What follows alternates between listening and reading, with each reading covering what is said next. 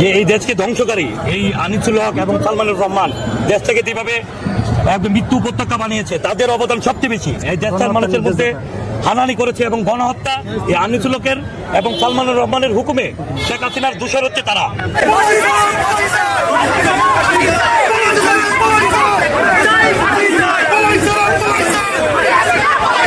তারা শেখ হাসিনার পাশে থেকে দেশটাকে আজকে মৃত্যু উপত্যকায় পরিণত করেছে।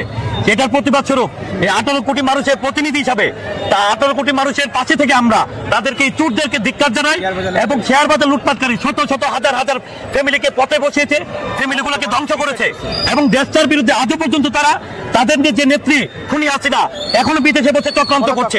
পলাতক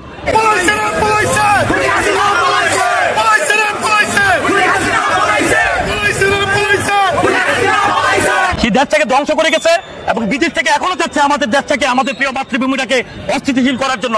এটার জন্য আমরা ধিক্কার জানাই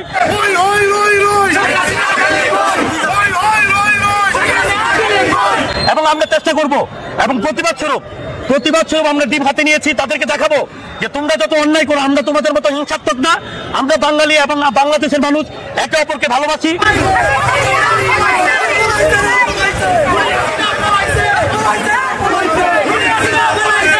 আওয়ামী হায়ানের মতো আমরা দেশকে মৃত্যু উপত্যকায় পরিণত করতে চাই না। আমরা চাই আমাদের রাষ্ট্র সোনার বাংলা হিসেবে গড়বে এবং বিশ্বের বুকে মাথা উঁচু করে দাঁড়াবে।